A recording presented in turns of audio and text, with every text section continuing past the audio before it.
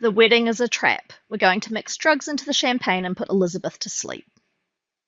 The moment that voice came through my smartphone speaker, muffled and distorted, it felt as if all sound had vanished from the world. I had just arrived at the walk-in closet of the villa that would serve as the day's venue. I thought I only had to put the final touches to complete my look, chosen to match the pure white dress. It was my younger sister Lauren's wedding. We were supposed to celebrate her new beginning at this seaside estate called Seaview Estate, the villa I had inherited from our parents. And yet, in stark contrast to the cool pearls gleaming softly at my fingertips, the voice I just heard on the phone belonged to Brian, our family's inheritance lawyer, and it was filled with unmistakable urgency. Elizabeth, can you hear me? You must not go to the wedding. Brian, what do you mean? I just arrived and I'm getting ready right now. The guests will be here any moment. He pressed on while cutting me off before I could finish. I'll explain later. I'm sending security camera footage to your phone right now. It's data from the hidden cameras you tested with the installer last night.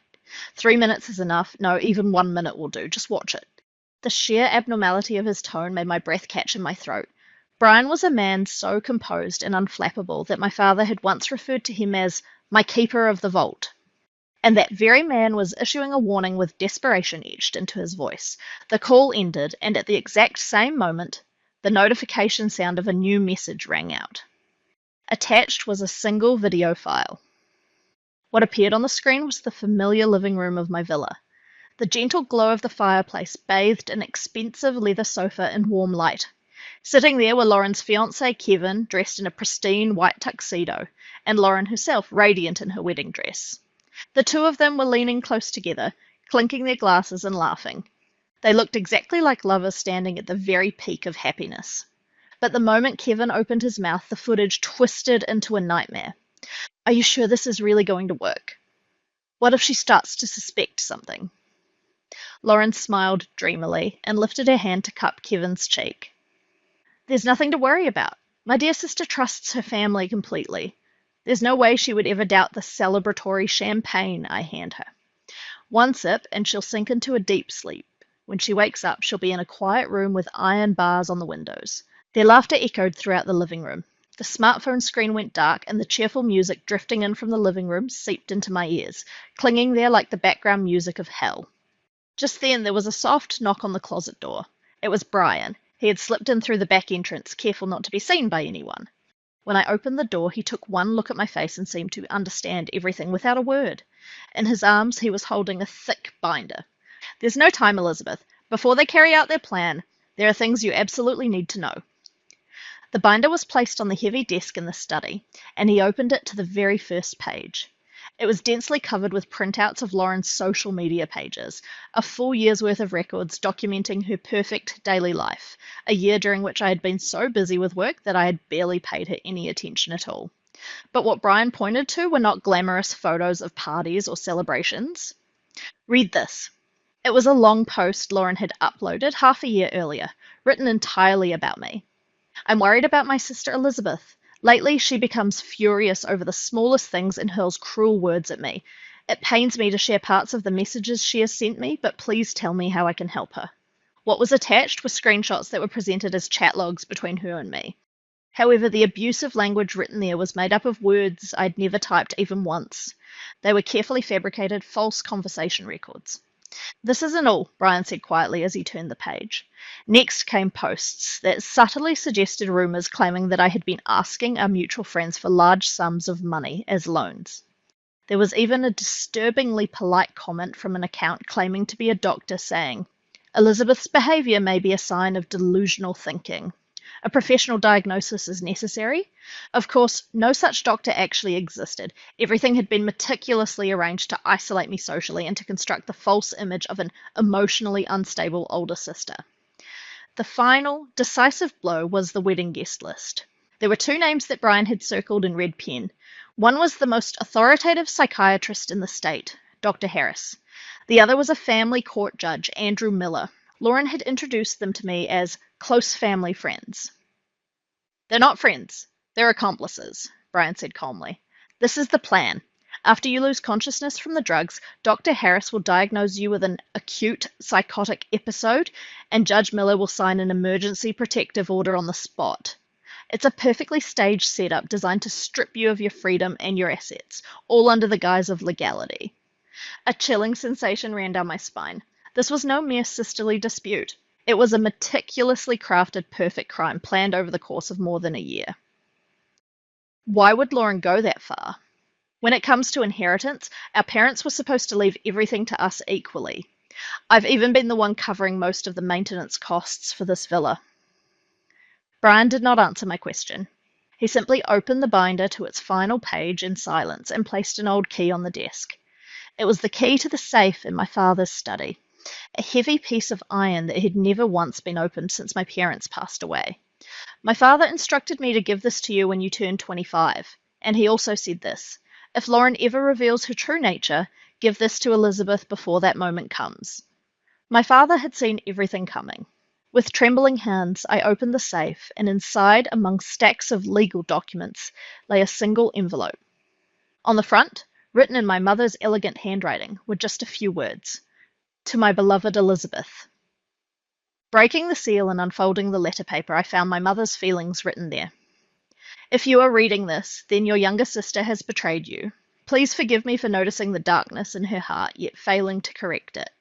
Lauren has discovered the true value of our family's real inheritance. My mother's letter revealed a shocking truth. The Seaview estate was not merely a luxurious seaside mansion. Following the instructions in the letter, I pressed the hidden switch inside the fireplace in the study, and a section of the wall slid open silently, revealing a spiral staircase leading underground. Beyond it spread a space like a private museum, where temperature and humidity were perfectly controlled.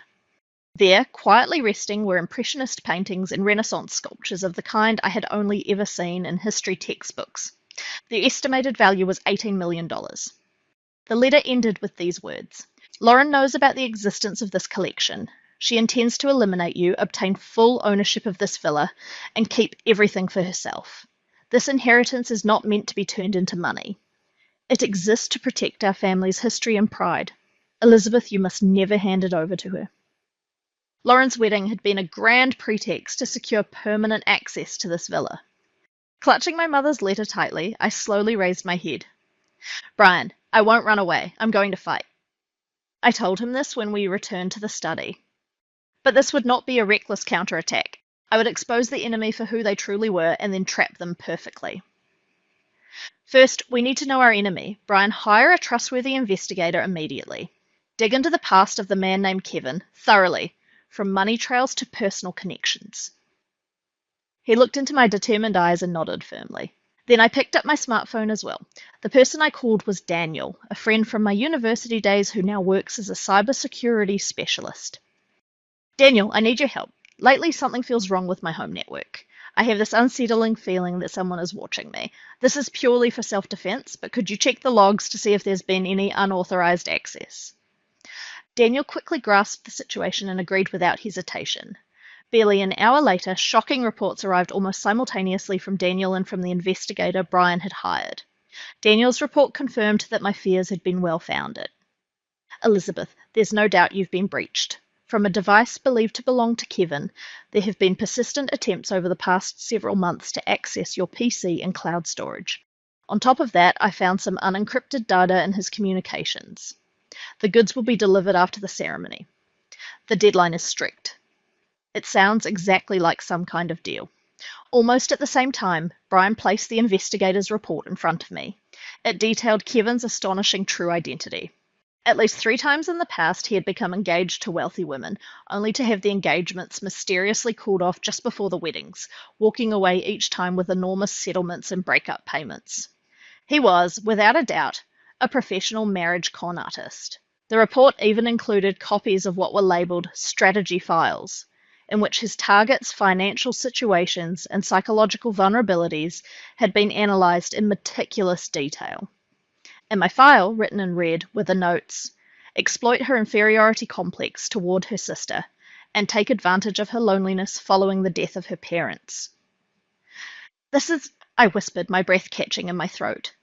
This isn't just about money. There's an organised, large-scale fraud operation behind this, backed by an international art theft ring. Brian, contact the FBI immediately.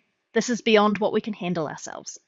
30 minutes later, the person who appeared beyond the heavy doors of the study was Special Agent Jonathan Reed of the FBI's Art Crime Team.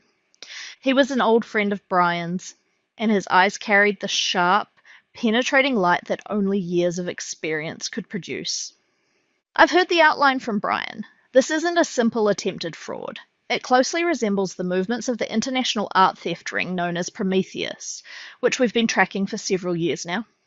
The documents Agent Reed spread out contained information on con artists who targeted artworks using methods strikingly similar to Kevin's.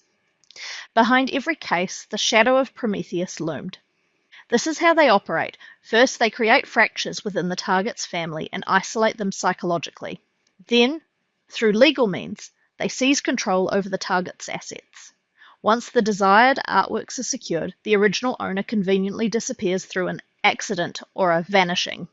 You are dangerously close to becoming their next victim. Agent Reed then revealed another shocking fact. According to our intelligence network, Prometheus sets a strict payment deadline with buyers of 48 hours after the wedding. Lauren and the others are in a position where they can't back out. If they fail, they risk being erased by the organization itself. The enemy's impatience was making them bold and careless. That recklessness was our greatest opportunity. At that point, Brian added new information as supporting evidence. We've also obtained a concerning statement from Ben, the gardener who has worked for this household for many years. He claims that several weeks ago he witnessed Lauren and Kevin conducting some kind of transaction late at night in the garden with unfamiliar men. It was most likely the drugs they planned to use. This testimony became a powerful piece of evidence confirming that their plan had been in motion for quite some time. Then I placed my final trump card on the table. Actually, I found this by accident in Lauren's room. It was a diary, expertly written in an imitation of my handwriting. Inside, entries detailing mental instability, such as "I can't trust anyone and I feel like I'm being watched," had been meticulously recorded over the past several months. Of course, every word of it was fabricated. They were planning to submit this as decisive evidence after I lost consciousness. Agent Reed let out a low whistle. Thoroughly prepared. With this, no one would believe you. Exactly, I replied with a quiet nod. That's why we're going to turn it against them. Under FBI surveillance, I'll create my real diary and add new entries. I'll write, "Kevin is hiding something. I have a feeling the secret lies in the safe in my father's study." And then we'll deliberately let them discover it. At my proposal, everyone in the room held their breath. This was a trap within a trap. The plan was set in motion with lightning speed. First, Agent Reed's team carefully unlocked the old safe in my father's study and installed ultra-miniature cameras and microphones inside it. We deliberately left the safe completely empty. Next, under FBI supervision, I added the final page to the fake diary that had been hastily prepared. What is Kevin's true objective? I found something in his belongings that looks exactly like the key to the safe in my father's study. Tonight, after he falls asleep, I have to make sure.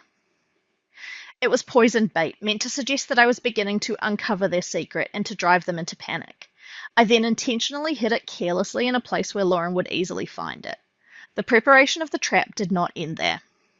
At Agent Reed's suggestion, we also launched a psychological operation designed to fracture the conspirators from within. One of his subordinates sent a single message to Dr. Harris and Judge Andrew Miller, respectively, from anonymous prepaid phones.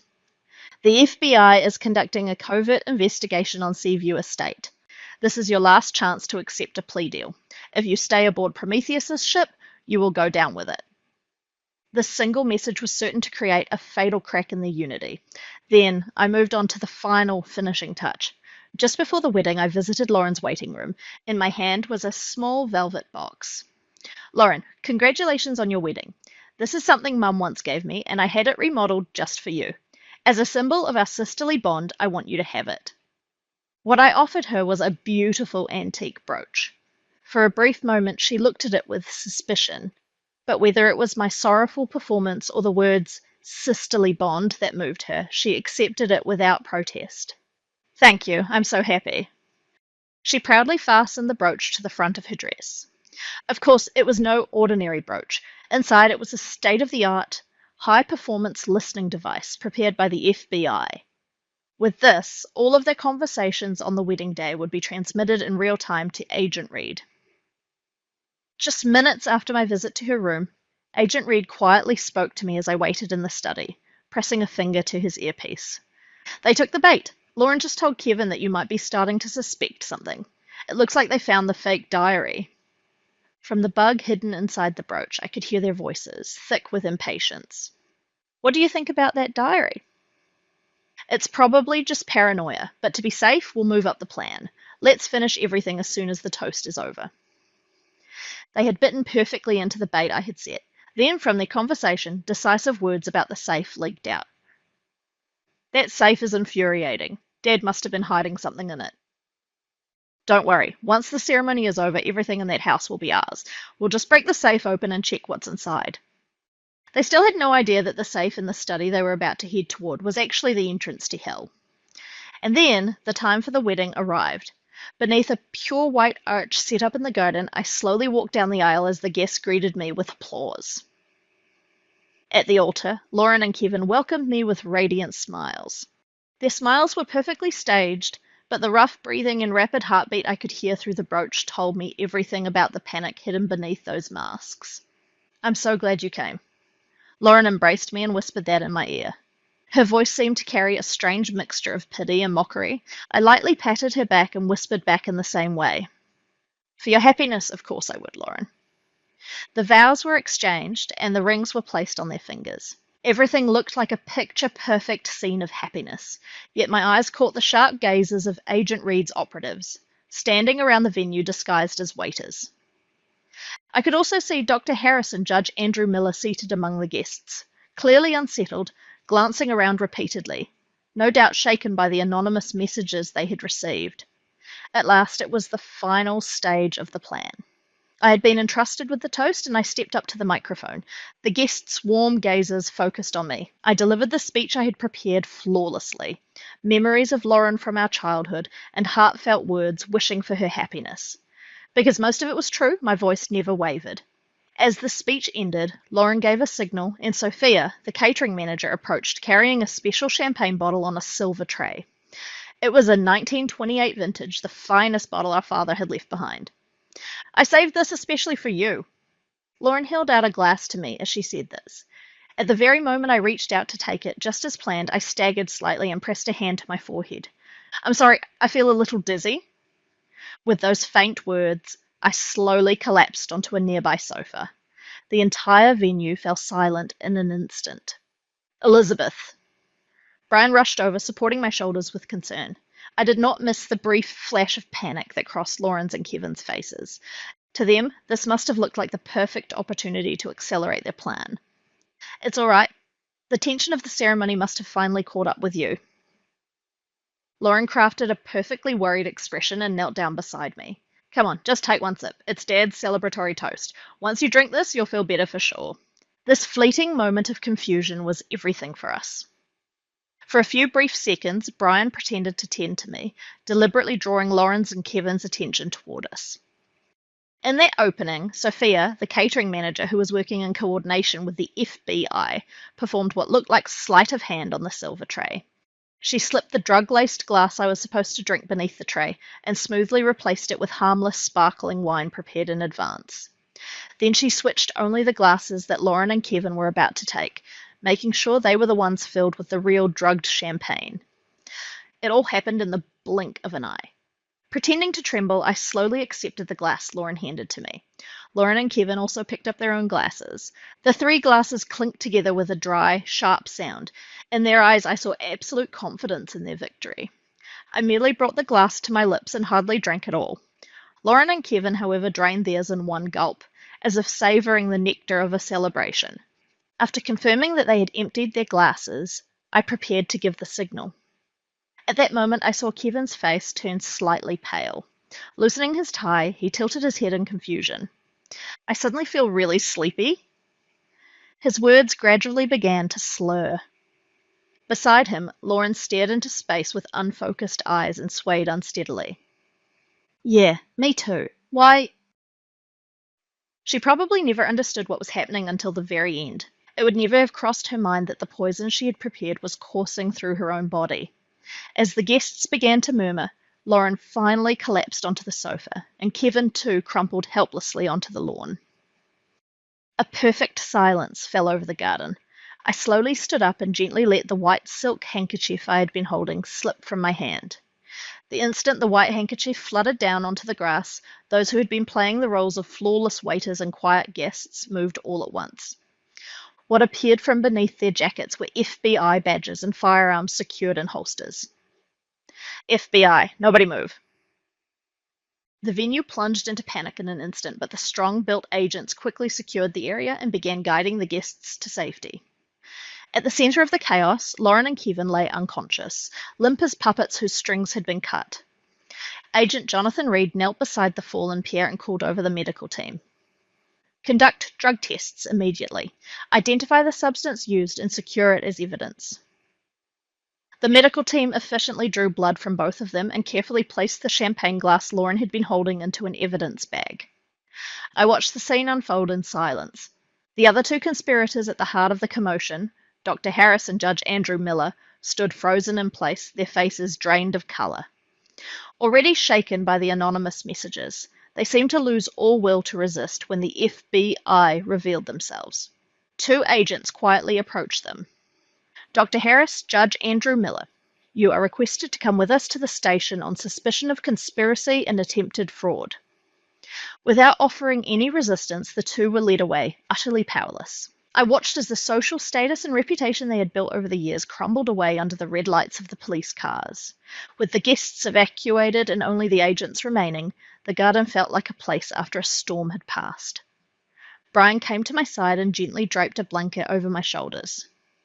It's over, Elizabeth. His voice was filled with relief and quiet compassion. I nodded slowly. Yes, but the real beginning starts now. The distant sound of sirens became the only wedding bells for the ceremony Lauren had dreamed of. The perfect trap she had designed was executed without the slightest deviation. With one exception, the one caught in the trap was not me, but her herself. The first thing Lauren and Kevin saw when they regained consciousness was not a warm bedroom, but the cold walls of an FBI interrogation room.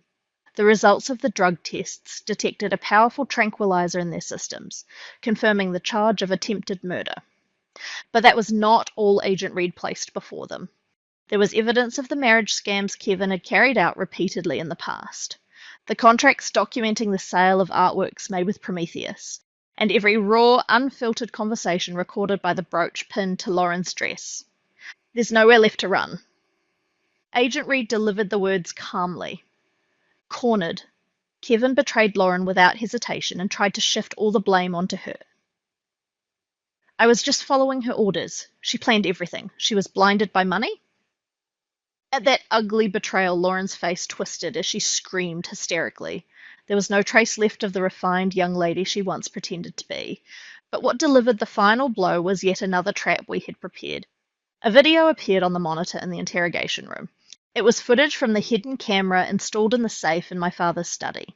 Just hours before the wedding, the two of them, provoked by the fake diary, were clearly shown sneaking into the study. Where's the key? That woman must have hidden it somewhere.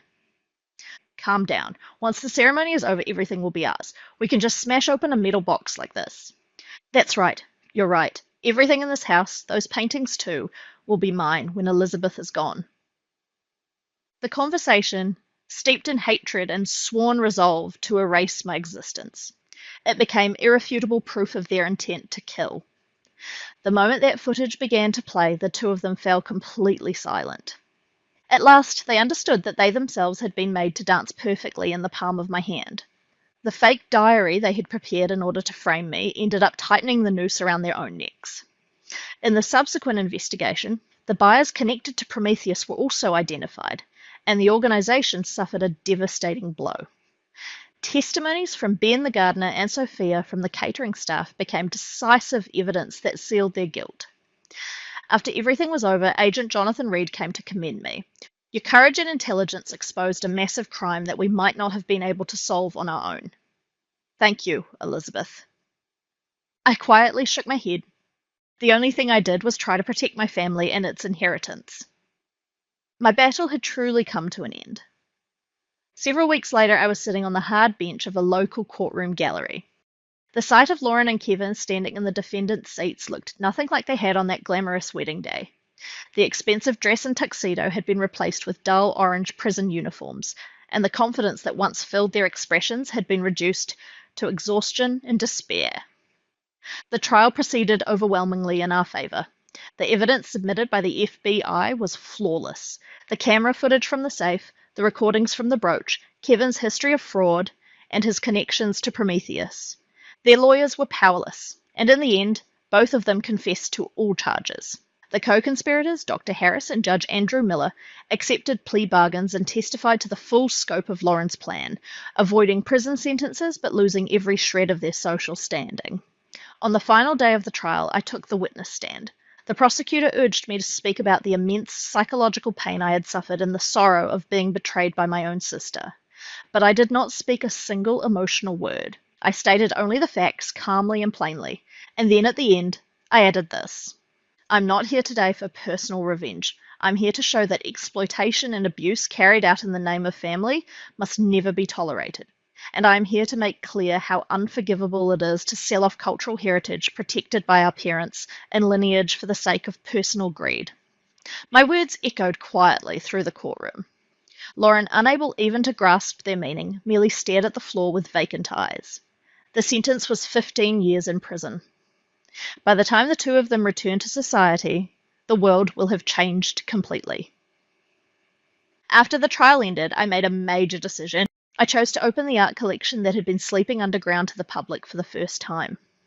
With Brian and a team of specialists, I renovated part of the estate and opened it as a small, reservation-only museum.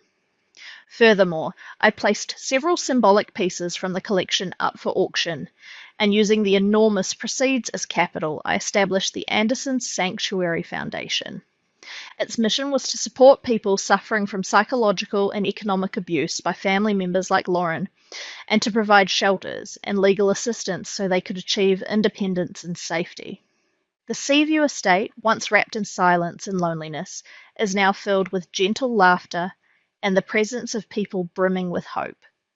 The cottages built on the grounds of the estate had become safe havens where those protected by the foundation could heal their emotional wounds and take their first steps toward new lives.